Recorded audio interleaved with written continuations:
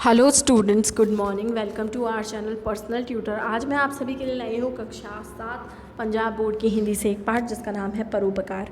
तो शुरू करते हैं आज के पाठ को। एक बार अमेरिका का राष्ट्रपति अब्राहम लिंकन सीनेट को जा रहा था। मार्ग में उसने एक सूअर को कीचड़ में फंसा हुआ देखा।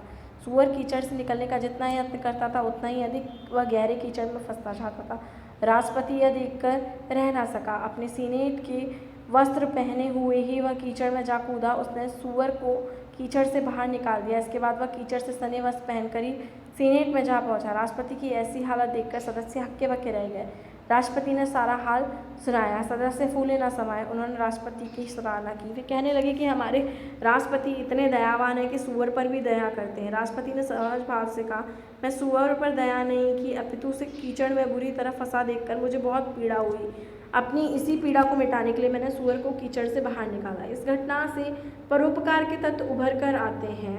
परोपकार से मन कोमल हो जाता है, द्रवित होता है, दूसरों की हीन दिशा देखकर पिघल जाता है, हृदय निस्वार्थ हो जाता है, दूसरों पशु पक्षियों की वेदना को अपनी वेदना समझता है, वह उदार बनता है, स्वयं कष्ट उठाकर दूसरों के दुख दूर कर आत्मसंतोष पाता है। मन की सरलता, कोमलता, करुणा, सहानुभूति, त्याग व बलिदान की भावना का मूल स्रोत परोपकार है। इसी कारण परोपकार को सबसे बड़ा धर्म माना जाता है। दया धर्म का मूल है। महर्षि वेदव्यास ने परोपकार को सबसे बड़ा पुण्य और परपीड़ा को सबसे बड़ा पाप माना है। दूसरों का उपकार करना प्रकृति का स्वभाव है। प्रकृति का प्रत्येक पदार्थ और कार्य परहित के लिए होता है। सूर्य हमें प्रकाश और ऊर्जा देता है, वर्षा होती है, नदियाँ बहती हैं, सब प्राणियों में नए जीवन का संचार होता है। वृक्ष स्वयं धूप सहकर राही को छाया देता है, पत्थर मारने वाले को भी फल देता है, वे वातावरण को शुद्ध करते हैं। प्राचीन काल में सूर्य, अग्नि, वायु, वरुण आदि प्राकृतिक पदार्थों को दान के कारण ही देवता मानते थे, उनकी स्तुति करते थे। धरती तो माता की तरह हमारा पोषण करती थी। प्रकृति की तरह हमारा जीवन, हमारी संपदा परहित के लिए होनी चाहिए। कविवर रहीम के शब्दों में, तरुवर फल नहीं खाते, सरवर पिए नहीं पान, कही रहीम पर काज हित, संपत्ति संचयी सुजान। परोपकारी मनुष्य जीवन का लक्ष्य दूसरों का उपकार करना होता है। वह उदार होता है, प्राणी मात्र को अपना परिवार समझता है, उनके दुखों को दूर करने में अपना दुख दूर समझता है। ऐसे दयालु पुरुष अमर हो जाते हैं। लोग उनकी दानवीरता को स्मरण करते हैं। महर्षि दधीची ने देवताओं को पीड़ित करने वाले असुरों के नाश के लिए अपना शरीर त्याग दिया। महाराजा शिवी ने कबूतरों के प्राणों की रक्षा के लिए अपना मांस सहज दिया था। महाभारत के महान नायक कर्ण की दानवीरता कौन भुला सकता है।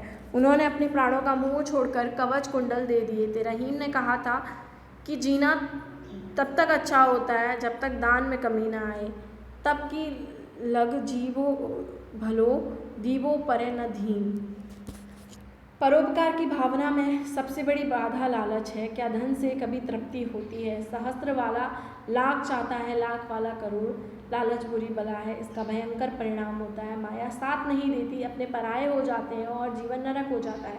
शास्त्रों में धन की 3 गतियाँ मानी गई हैं, दान, भोग और नाश। धन की सर्वोत्तम गति दान है। इसी कारण कोई भी यज्ञ अथवा संस्कार दान से पूर्ण माना जाता है। दानी लोग अनाथों, अपंगों और रोग पीड़ितों की सहायता के लिए आश्रम, स्कूल व अस्पतालों की स्थापना कराते हैं। संसार दुखों का घर है।